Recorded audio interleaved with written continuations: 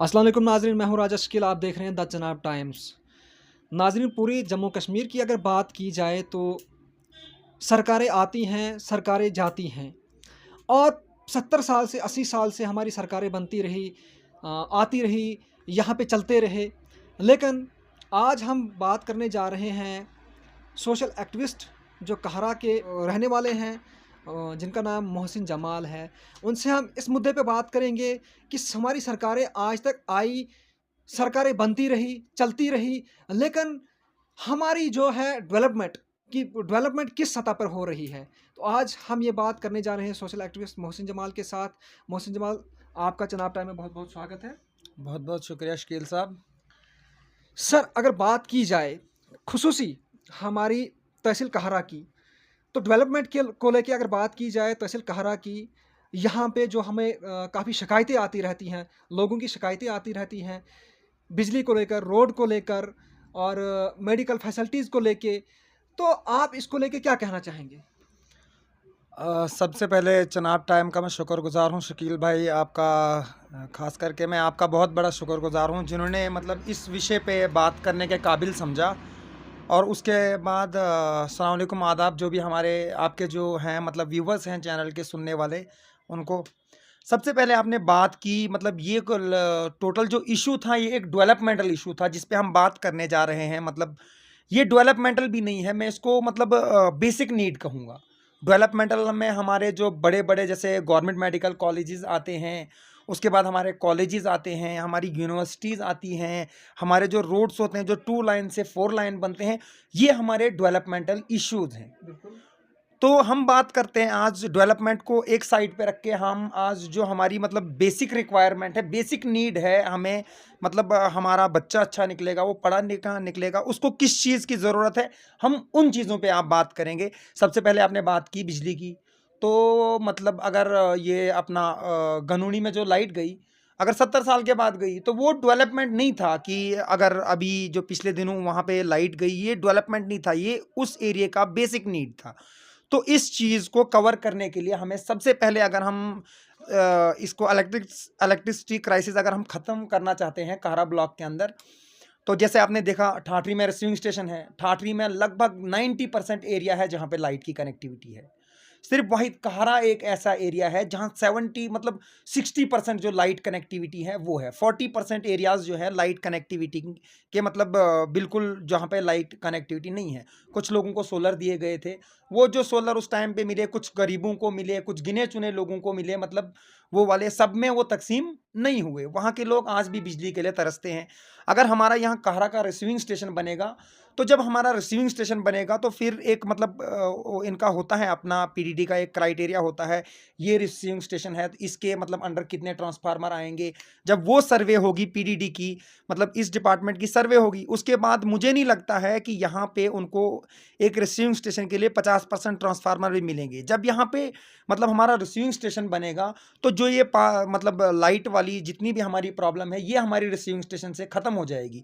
क्योंकि बिजली विभाग जो है, जो बिजली डिपार्टमेंट है, उनको अपनी जिम्मेदारियां पता चल जाएंगी। हमारा रिसीविंग स्टेशन कहरा है, हेड क्वार्टर कहरा है, और जो कहरा ब्लॉक का एरिया है उसमें हर जगह लाइट होना चाहिए। तो उसकी वजह से कनों में भी जाएगी लाइट, द्रमन में भी जाएगी। लगभग रिसीविंग स्टेशन कहरा में जब होगा तो लाइट के जो क्राइसिस हैं वो ख़त्म हो जाएंगे। और मतलब जैसे कि 2 घंटे लाइट आती है, 2 नहीं आती है। जब हमारा अपना रिसीविंग स्टेशन, अभी वो सब डिवीज़न ठाठरी से रिसीविंग स्टेशन ऑपरेट हो रहा है, वहाँ से मतलब अभी 2 घंटे कहरा को लाइट देंगे, 2 ठाठरी को देंगे। तो उससे क्या होता है कि हमारे जो 2 घंटे वो ज़ाया हो जाते हैं। जब हमें अपना रिसीविंग स्टेशन मिलेगा, 4 घंटे की जगह हमें 3 घंटे लाइट मिलेगी। 1 घंटे हमारी जो मतलब लाइट कट ऑफ रहेगी, 1 घंटे रहेगी, हमें 1 घंटे हम प्लस में चले जाएंगे। तो ये हमारी आ गई इलेक्ट्रिसिटी, ये भी हमारा बेसिक में ही आता है। उसके बाद एक मतलब हमारा आता है वाटर सप्लाई। जब ये इश्यूज़ जब रेज़ हो रहे थे मतलब कहीं से भी, तब जम्मू कश्मीर जो थी वो रियासत थी। यहाँ पे आर्टिकल 370 था, 35 ए था, वो दोनों चीज़ें यहाँ से ख़त्म हुई है। ये रियासत नहीं रही, ये यूनियन टेरेटरी है। एक यूनियन टेरेटरी के लोगों को किस अंदाज का रहन सहन होना चाहिए, तो वो ज़रूरी है कि अगर हम गवर्नमेंट से ये नहीं कहते कि 2 साल के अंदर हमें चंडीगढ़ जैसा बना दो, हमें दिल्ली जैसा बना दो, 10 साल लगाओ, लेकिन कम से कम जो हमारी ज़रूरियात हैं उनको पूरा किया जाए। चलो ठीक है, अगर लोग मतलब धरनों पे नहीं आ रहे हैं, 370 टूटा, लोग धरनों पे नहीं आ रहे।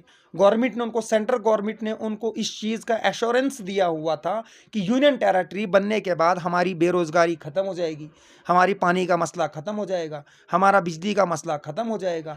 फिलहाल किसी हद तक मतलब वो जितने भी काम हुए 30% हुए, 70% नहीं हुए, जिनको अभी तक मतलब 1 साल में होना चाहिए था। जो यूनियन टेरिटरी में जिस हिसाब से काम होते हैं, उस हिसाब से अभी तक काम नहीं हुआ, -70 में हम चल रहे हैं। उसके बाद हमारा मसला आता है रोड्स का।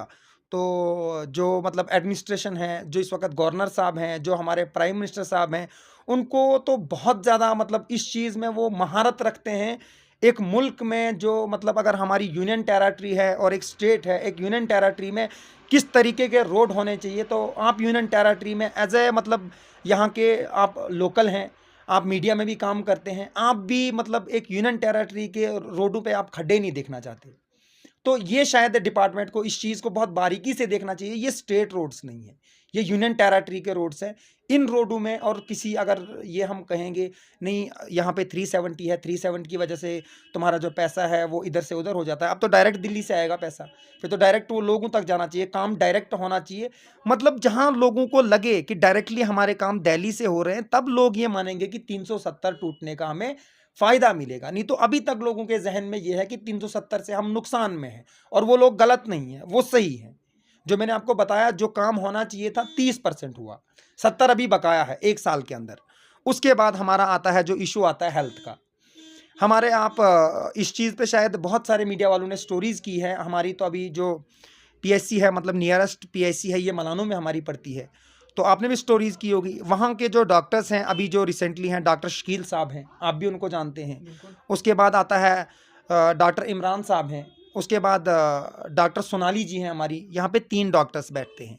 जो हमारे शकील साहब हैं, वो हमारे डेंटल के हैं। उनको डेंटल चेयर होगी नहीं तो वो क्या करेंगे? हथौड़ा लेके तो लोगों का दांत नहीं तोड़ सकते ना वो। जब उनको आप डेंटल चेयर देंगे, उसके बाद शकील साहब मतलब काम नहीं कर रहे हैं, तब एडमिनिस्ट्रेशन उन पे दबाव डाल सकती है कि आप काम कीजिए। लेकिन जो बेसिक रिक्वायरमेंट है एक डॉक्टर को होनी चाहिए कि अगर उसके पास डेंटल चेयर नहीं है डॉक्टर साहब के पास, तो वो कैसे काम करेंगे? हमारी जो डॉक्टर सोनाली जी हैं, वो पैथो की हैं।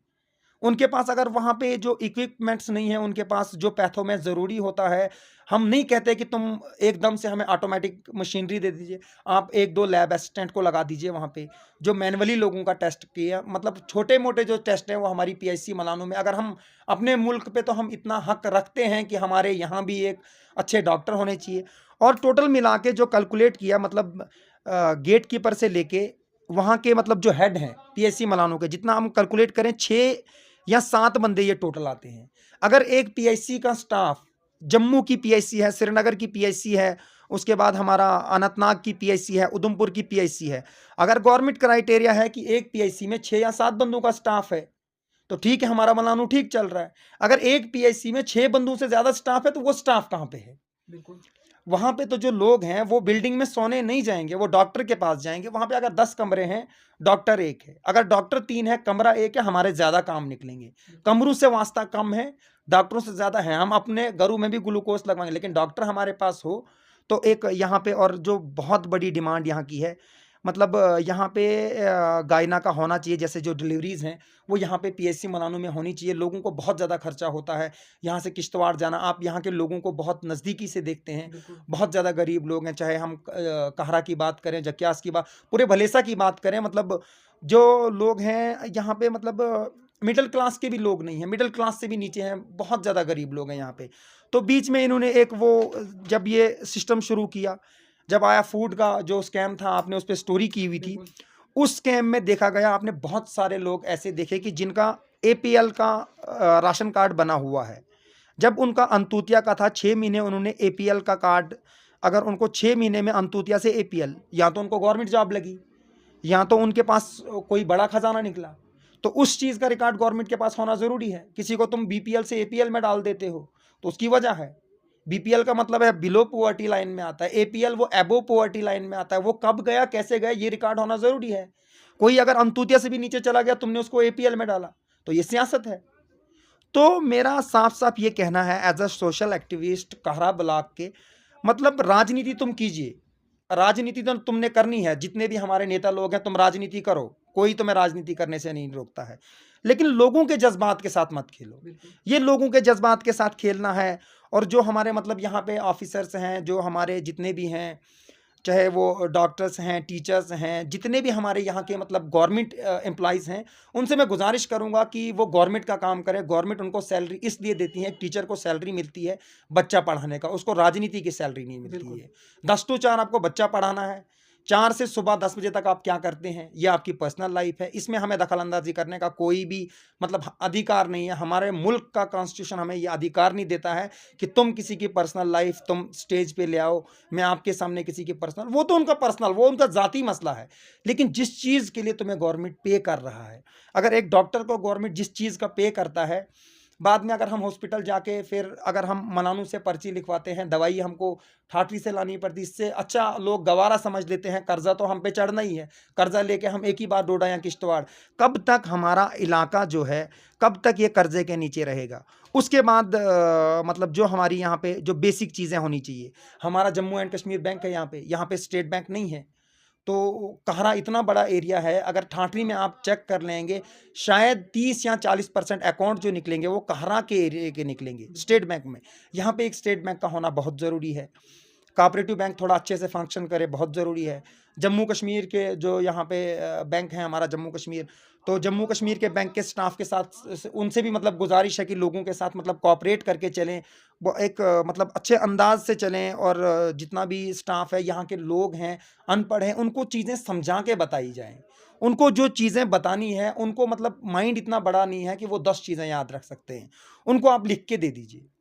मतलब आपका वो एक हर तरीके से आपका वो अच्छा ही काम है। आप मतलब अपनी ड्यूटीज़ भी आप अच्छे से करते हो। उसके बाद एक मतलब अगर आप लिख के देते हो, तो लोग आपके गवाह बन जाएँगे, आप एक अच्छे इंसान हो। बिल्कुल। वो मतलब लोगों को हेल्प करना बहुत। उसके बाद जब भी हमारे जो अभी प्रधानमंत्री जी हैं, नरेंद्र मोदी जी, जब भी उनका मैंने कोई भी स्पीच सुनी या कुछ भी जब भी उनका सुना, स्वच्छ भारत अभियान का हमेशा जो नाम है 1 नंबर पे लिया जाता है। बिल्कुल। जितनी भी स्कीमें हैं स्वच्छ भारत अभियान का, कहीं न कहीं ये स्कीम इसका बहुत ज़्यादा लाभ मिला लोगों को। आपने भी देखे जो मतलब 12,000 रुपए एक टॉयलेट के लिए लोगों को मिलता था।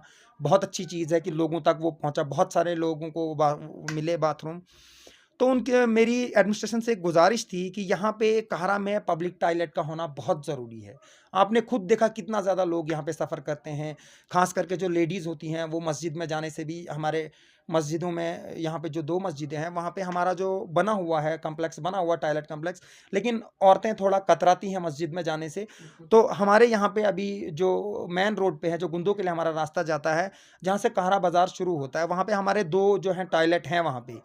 तो वो टॉयलेट अगर उनको थोड़ा मतलब रिपेयर करके 10-15 हज़ार रुपए का उनका खर्चा है, तो गुज़ारिश करते हैं हम बीडीओ साहब कहरा से कि वो इसको फ़ौरी तरीके से इस काम को करके और इसको पंचायत के हवाले कर दिया जाए।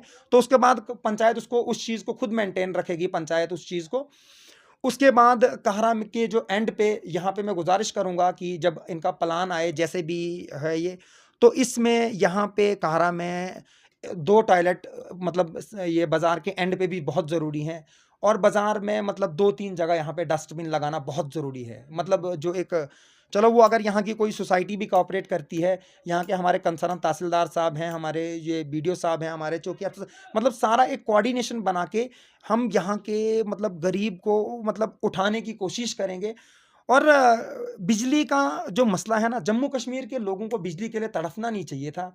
हमारा अभी जो काम चल रहा है, आपने देखा किश्तवाड़ से पीछे जो प्रोजेक्ट का काम चल रहा है कीरू में, उसके बाद हमारा डूल हस्ती वाला प्रोजेक्ट वो चल रहा है, बगलियार वाला प्रोजेक्ट वो चल रहा है, उड़ी के प्रोजेक्ट वो चल रहे हैं। तो जम्मू कश्मीर कम से कम बिजली का रोना तो नहीं रोना था। अगर हम इतनी बिजली प्रोड्यूस करते हैं और हमारी state in hydro electric power projects की वजह से जो इनके डैम्स बने हैं, हमारी जो ज़मीन है वो हाई रिस्क पे है। आपने उत्तराखंड में देखी तबाही, बिल्कुल। वहाँ पे जो जितने भी मतलब जो बने हुए हैं, वहाँ पे प्रोजेक्ट्स बने हुए हैं इलेक्ट्रिसिटी के, उसकी वजह से जब डैम में कुछ गिरता है तो इतने लोग मरते हैं। तो इतने ज़्यादा डैम हमारे चनाब पे बन रहे हैं, हम रो रहे हैं ट्रांसफार्मर के लिए, 25 केवी के लिए हम रो रहे हैं।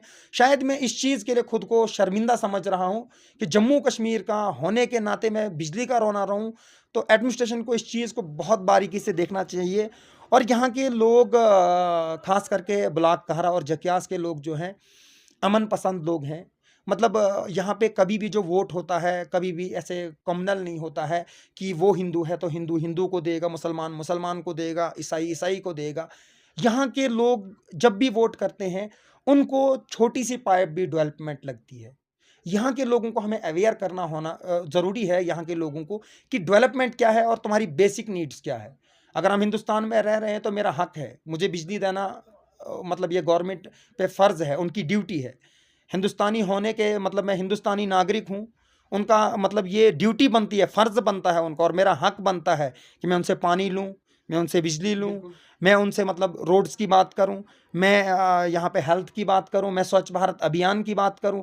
ये मेरा मतलब मेरे मुल्क के संविधान ने मुझे ये चीज़, इस चीज़ की इजाज़त दी है कि कानून के दायरे में मैं अपने हर हक की लड़ाई जो है, कानून के दायरे में हर हक की लड़ाई लड़ूंगा।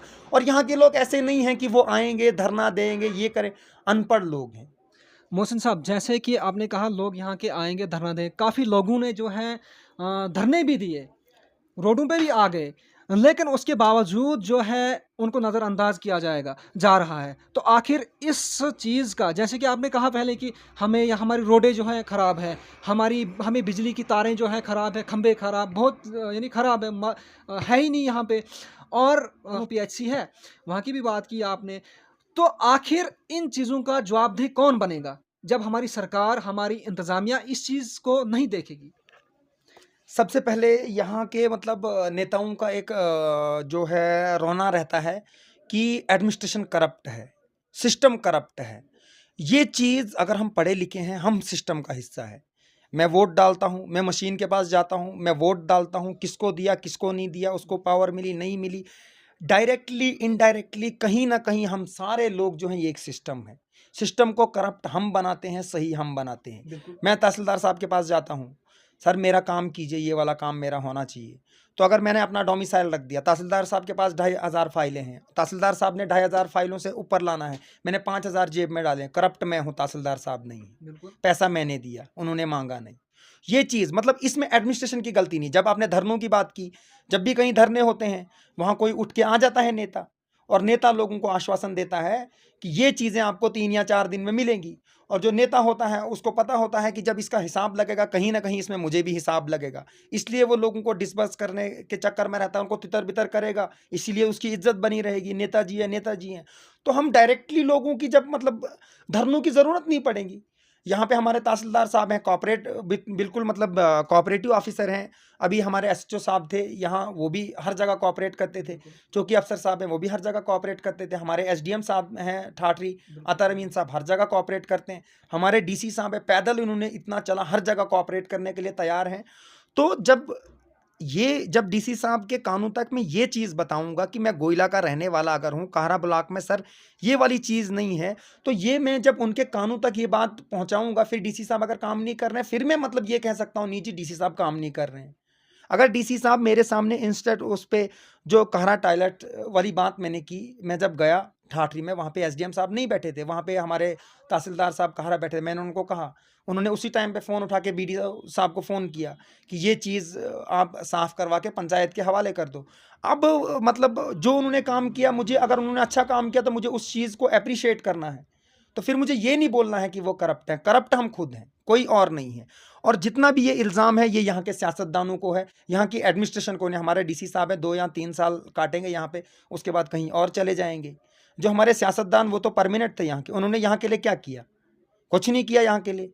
अगर हमारे यहाँ के सियासतदान यहाँ के बाशिंदे थे, जिन्होंने कहा कि हम यहाँ पे रहेंगे, मैं कहरा का रहने वाला हूँ, 4 पैसे बने सर्दियों में जम्मू जाऊँगा, सर्दियों में दिल्ली जाऊँगा, मैं किश्तवाड़ का रहने वाला हूँ, सर्दियों में चला जाऊँगा, मुंबई चला जाऊँगा, मेरे पास खूब पैसा है।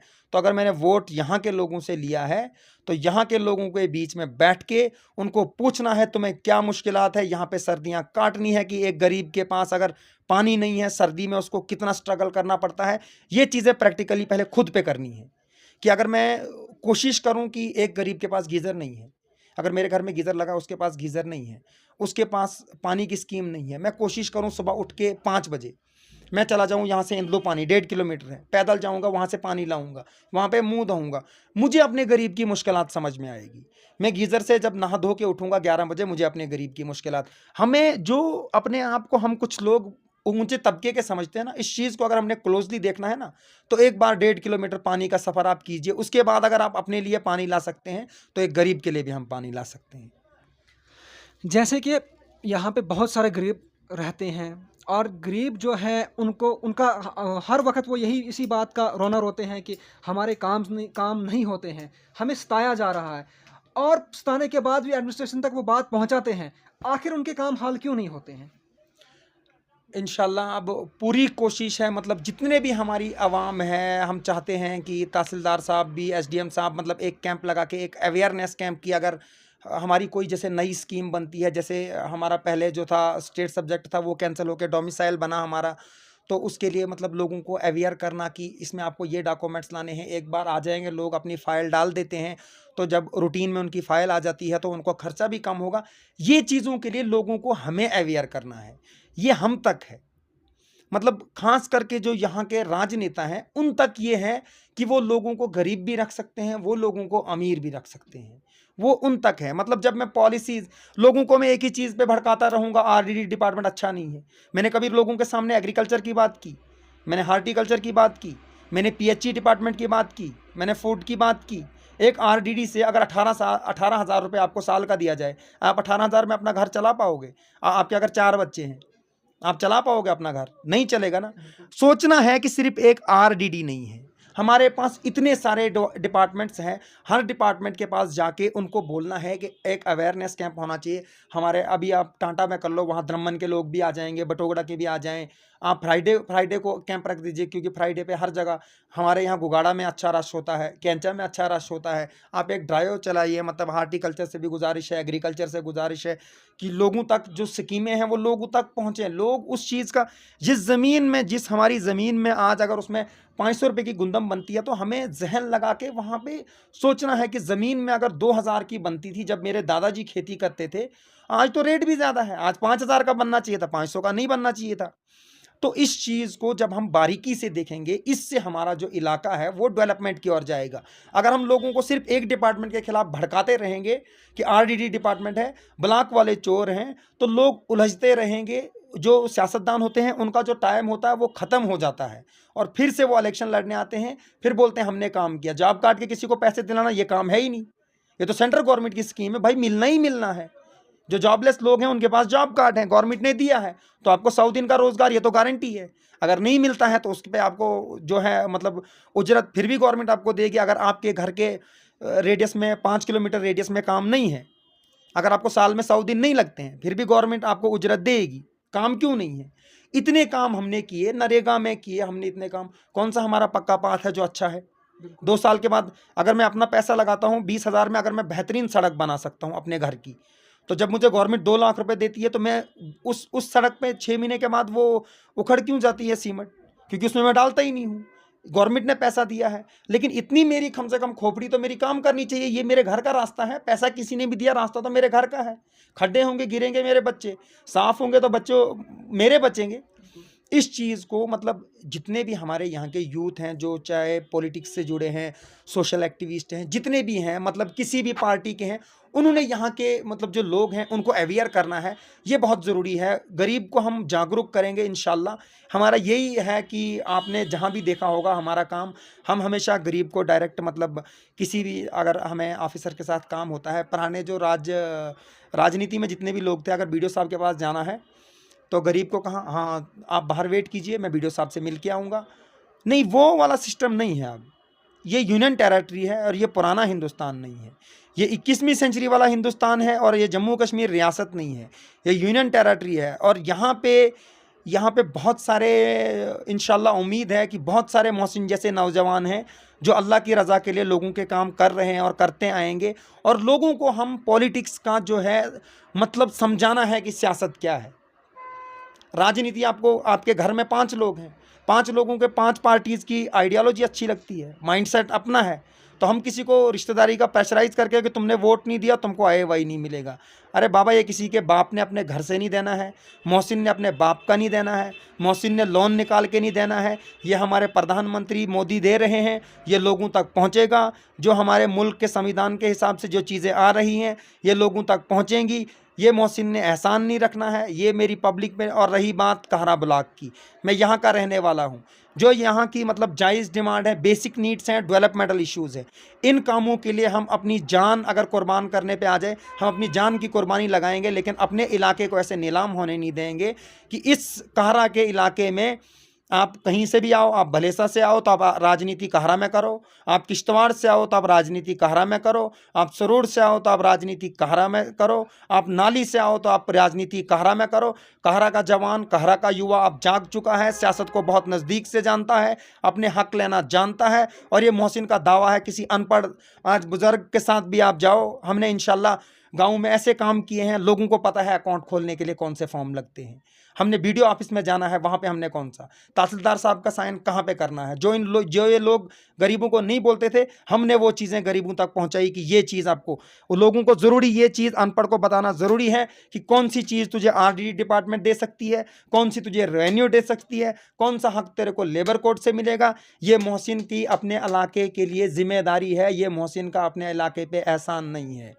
यहाँ इस इलाके का रहने वाला हूँ, मेरे रब ने मेरे पास 4 पैसे दिए, मैं पढ़ लिख के जो भी बना, अगर मेरी पढ़ाई मेरे इलाके के काम नहीं आएगी तो मैं कहता हूँ इससे बेहतर है कि अनपढ़ रहना, इससे बेहतर है। अगर तुम्हारी पढ़ाई तुम्हारे लोगों के काम ना आए, इससे बेहतर, वो तो फिर एक कागज़ बन गया ना, वो तो डिग्री है, पढ़ी हुई है, अलमीरा में पढ़ी हुई है डिग्री, सबको पता है मोहसिन ने B.Tech किया हुआ है। अगर मेरी इंजीनियरिंग मेरे इलाके के काम नहीं आएगी तो इसका मतलब मेरे इलाके के सामने तो मैं ज़ीरो हूँ, अल्लाह के सामने भी ज़ीरो। जो इलाके के साथ दलाली करेगा वो अल्लाह से भी दलाली करेगा, सिंपल सी बात है। और कहरा के लिए हम मतलब जेन्युइन डिमांड्स को लेके किसी भी हद तक जाने के लिए तैयार है, लेकिन कानून के दायरे में। जो भी मतलब हमें हमारे मुल्क ने संविधान दिया, हम अपना हक लेंगे, अपना हक लेना जानते हैं। और हम सबसे गुजारिश करते हैं, हम पुरअमन लोग हैं, हम धरने नहीं करना चाहते, हम आपके दफ्तरों के बाहर रश नहीं करना चाहते।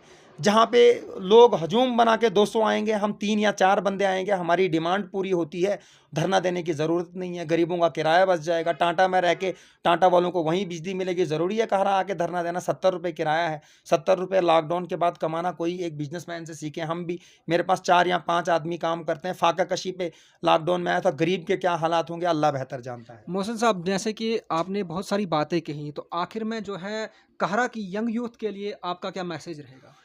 मेरा सबसे पहले कहरा की यूथ के लिए एक मतलब मैं खुद एक यूथ का हूँ। जैसे जो आज के मतलब यूथ के कुछ नेता हैं, अभी अल्लाह ने उनको इज़्ज़त भी बख्शी, लोगों ने उनको इलेक्ट करके कहीं भेजा हुआ है। तो उन्होंने मतलब 1-2 बार बहुत सारे मतलब युवाओं की ज़बान से ये सुनने में आया कि वो हमारे वर्कर्स हैं। हमारा कोई वर्कर नहीं है। मोहसिन के जितने भी हैं, कहरा के, जक्यास के, ठाठरी के, डोडा के, जम्मू कश्मीर के, हिंदुस्तान के, चाहे वो सिख है, ईसाई है, कोई भी है, वो मोहसिन का भाई है, या मोहसिन के माँ समान है, या मेरे बाप समान है, या मेरे दादाजी समान है, या मेरी बहन समान है। जो भी मतलब यहाँ मतलब राजनीति को इसमें नहीं आपने लेके आना है। मैंने आपसे मतलब ये चीज़ आपको मैंने पहले ही कंक्लूड कर दी कि घर में 5 लोग हैं, वो अगर किसी को मतलब 5 लोगों को अपने अपने हिसाब से आइडियोलॉजी अच्छी लगती है। कोई भाजपा में है, कोई कांग्रेस में है, कोई नेशनल कॉन्फ्रेंस में है, कोई PDP में है, कोई किसी और पार्टी में है, कोई इसमें आम आदमी पार्टी में।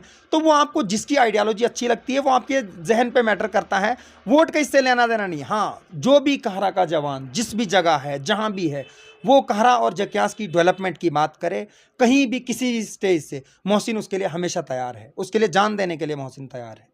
जी मोहसिन साहब, आपका बहुत बहुत शुक्रिया।